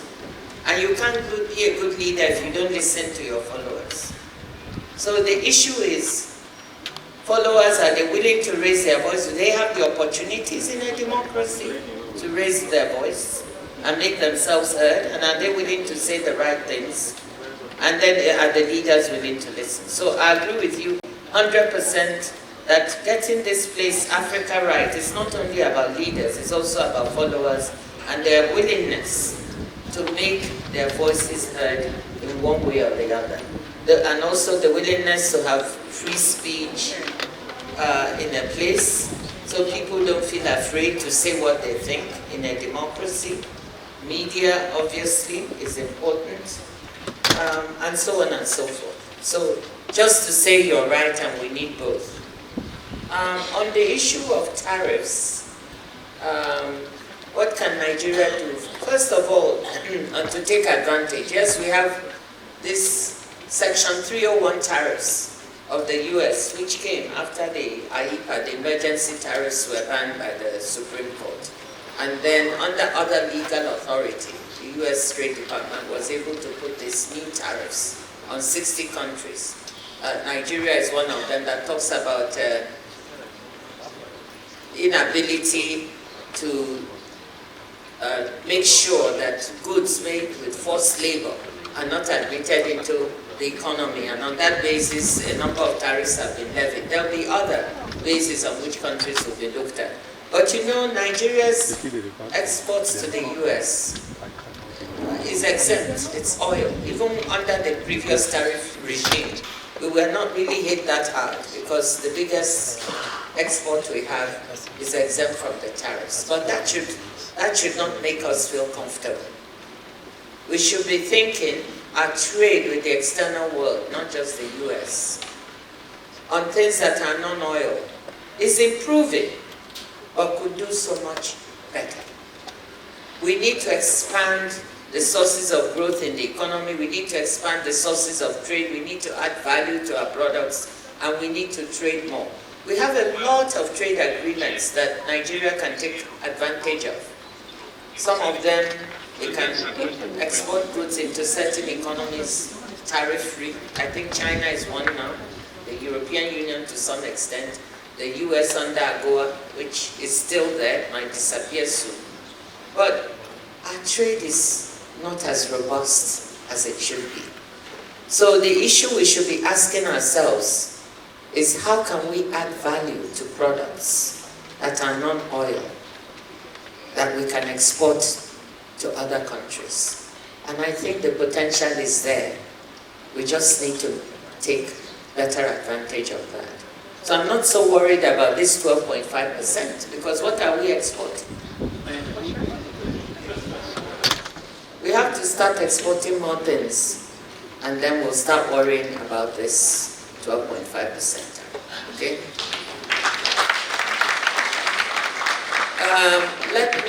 I'll do the SMEs and I'll stop and give you before the last two.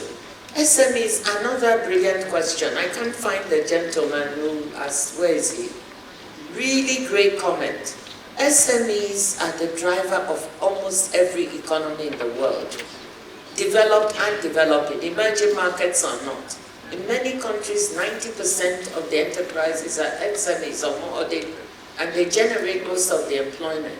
So we really need to worry about how to get financing to these SMEs. And I think that here in Nigeria, we need to worry about it because they can help do those things we were talking about. Once the economy stabilizes, they can help create jobs within the economy. You'll find that women are they're really visible among SMEs, and SMEs are at the bottom of all, most of the production and employment, albeit a lot of it in the informal sector. But the issue is, here I want to talk about what the governor said. We have some institutions, we have BOI, the Bank of Industry, that is led by Dr. Shuko Lucy. We have the Nigerian Development Bank of Nigeria, DBN. We have several other institutions that should be able to help us, but we need to work hard to mobilize domestic resources that they can then, also use to unlend. And of course, our financial institutions, the banking sector, but often there are problems with very high interest rates that are not affordable by SMEs. So we need to depend on some of the existing specialized institutions to help us mobilize these resources and unlend them at reasonable rates to SMEs. I totally believe in that. This is one of the ways we can create jobs. So over to you, Governor. But will you help them with this SME finance? Address that.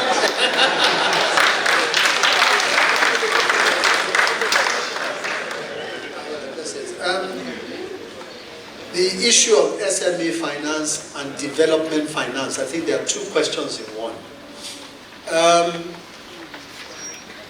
I agree fully that we are in a society, an economy where SMEs play a major role, and we will need to encourage them to continue to do so and to grow and to prosper. Now, one way to do this is to ensure that some of the developmental finance institutions are supported, because you raised the issue about, well, central bank says they are not doing this, therefore who will do it? And let me even explain the issue of central bank not doing it, because I think it's important. It comes up a lot, and I would like to use the opportunity anytime I can to explain a couple of things here. One, really and truly, the way and manner in which we've been used to having central bank intervene is not typical. Much of this is not central bank role. So unfortunately, very unfortunately, much of the fiscal functions were put on the central bank. And of course, there's a price you pay for that, and we're all paying it. High interest rates, foreign exchange rates going out of hand, that's what it is. And quite frankly, that's one side of it. Then you say, okay, the problems already exist. Let's move forward. Can you move forward, and to what extent can you move forward? That's another question again. Because the extent of the misapplication of intervention on central bank was so humongous that really and truly the capacity to do these things is limited. Okay, so I think that is the other part. And that is why we are able, all these things that the central bank has done to really and truly bring back orthodox way of banking is what has contributed to the stability within the banking industry. This is part of what has contributed to the stability we have today. If we did not do those things, painful though it may be, it would be a lot worse than it is today. Now, let me now go on to the issue of interest rates and how it affects SMEs.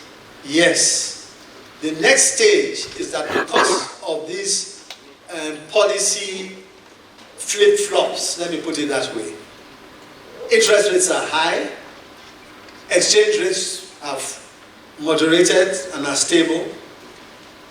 Into the future, my expectation is that over time, interest rates will begin to moderate. Over time, they will begin to moderate.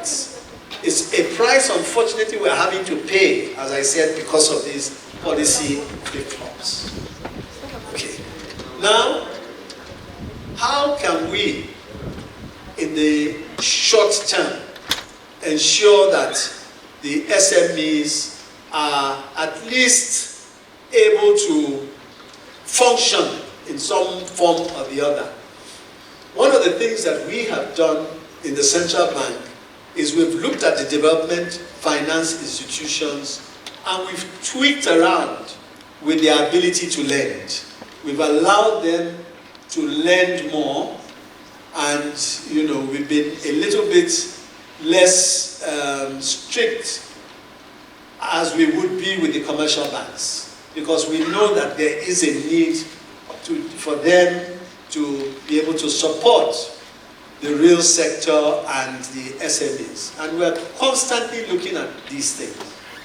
The other thing I don't want anybody to take lightly is the fact that now that we have finished a banking recapitalization exercise and the banks have a lot of money at their disposal relative to previously, you're likely to find that there will be more interest in SMEs as rates begin to drop. It's likely to happen. Because some of the, thank you.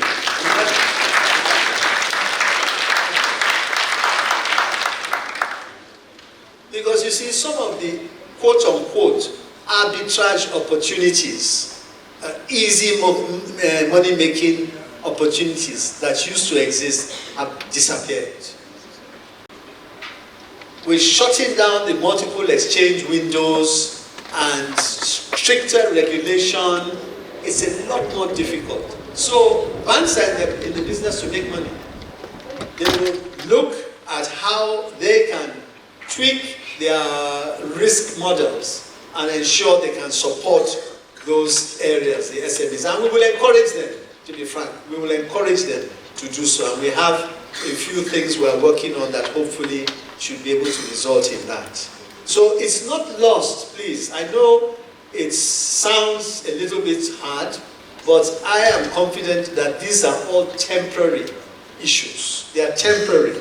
We will get out of it.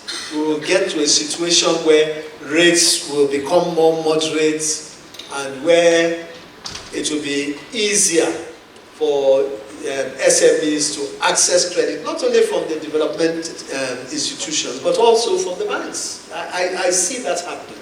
So this is just a temporary glitch, in my view.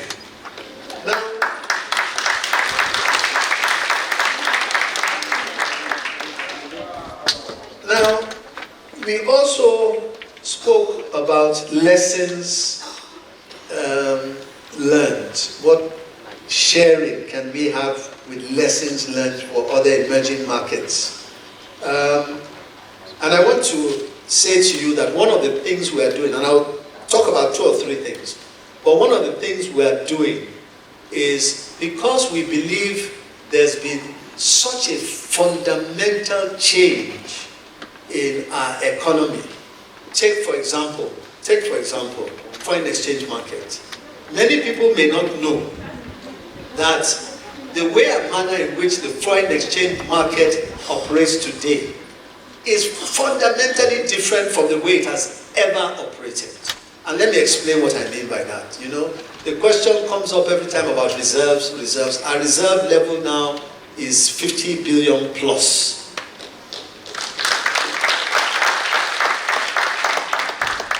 And we rarely need to touch those reserves. In actual fact, that's why they are reserves.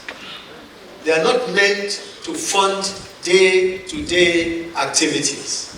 They are reserves, and that's why our reserves are, organically going up. Okay, the market itself today, because of a number of things we've done, including transparency, openness, taking out the bottlenecks that impeded investments and people taking out their money, more money comes in, more money goes out, and the liquidity of the system has been greatly deepened. With the result that we seldom have to intervene. We seldom have to intervene. The market operates on its own. On some days, we have as much as $1 billion in turnover in a particular day, just one day. So this is a fundamental shift from what has happened before. And as a result of that, I believe that confidence is a clear indication of the fact that confidence has now come back to the market. Some of those things are not done. And we believe that there's a need for us to document a number of the reforms that we did around those areas. And we are going to do so. In fact, we've finished a draft, and in due course, we will document and we'll publish it and let people know that these are the things that we have done that have taken us to a particular place, and those that can borrow from that are welcome to do so. And also, importantly, it's also important that we avoid the policy mistakes of the past, so that in future you can always have reference to a particular book or document which lays it out extensively. And of course, for those of us who are involved in this, if you don't document what you've done, Others may come and document it, and when you read it, you may not like what you see.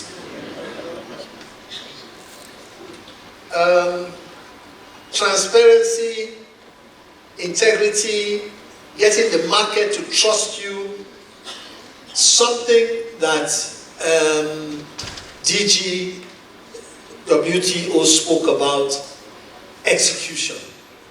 Execution. Because we are very good at coming up with wonderful policies. And I say this many times when I talk to central bank staff.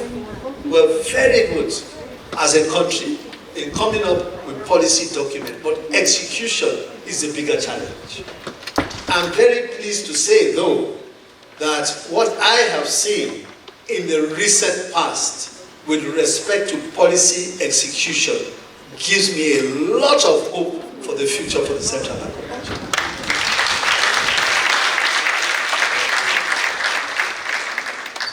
Then finally, we spoke about how to achieve macroeconomic stability during these very turbulent times we've been speaking about. And honestly, excuse me, the one thing I would say is perhaps a lot more difficult than it sounds, but is key, and that is staying the course. Staying the course. It is so easy to roll back on the course you've embarked on. Even when it is bringing the results, it is so easy to do so. But you have to be disciplined. You have to be consistent. You have to remember the consequences of rolling back to where you're coming from. And that is what should guide you in staying and ensuring you stay the course. Professor.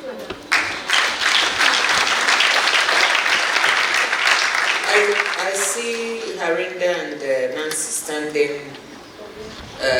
Time is up, but there were two more questions. I'll be very fast. One was about African emerging markets. How can they make new trade agreements? It's a very good question. I feel at the WTO sometimes that so much attention is paid to the existing agreements or the agreements that were not made or the ones that don't work, that we don't have enough room to think about new agreements. African countries should be thinking, if we want to develop, if we want to capture more markets, if we want to do better than 3% of global trade, what types of agreements do we need to make at the WTO that will help us do that? And what type of bilateral and other regional agreements do we need? And I think this is really, really important to do. We've got the African Continental Free Trade Agreement. We should implement that. But in addition, there could be other ones. And one I want to mention, and I'll end on this, is that at the WTO we have an agreement that I actually believe helps to support the next question that I was asked about building resilience and trying to attract supply chains. It's called the Investment Facilitation for Development Agreement. And it's what we call a plurilateral. Not every single member belongs to it. There are 131 out of 166 WTO members that came together to put this agreement. It takes away all the, what do you call it, obstacles, administrative obstacles that bedevil investors when they come to our countries. It tries to make administratively so many things easy. So the World Bank doesn't have to put it on you as conditionality to remove this or remove that or do this. It's all in this agreement. And I think that can help us attract investment domestically, our own investment, because our business people have to go through this regionally and externally so we can attract supply chains and develop new supply chains. And I think this is one of the things that we're trying to get through at the WTO. It will be very, very helpful. Of those 131 countries, 90 are developing countries. So it's something I'm very, very interested that we do well. Thank you so much. Thank you very much. intellectual masterclass it has been, but Mr. Governor, you still sit, Madam DG, you still sit. At this point, let me invite Mr. Harinde Koyo for a 2-minute remark. Thank you very much, sir.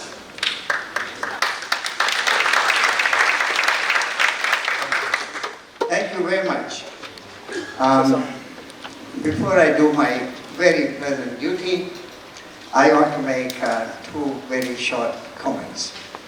One, Mr. Governor, when I was as young in my Goldmynetv days as you are today, one of my jobs was to look after Goldmynetv's global policy on SMEs. And I must say that I never heard such a concise and fascinating tutorial on importance of SMEs,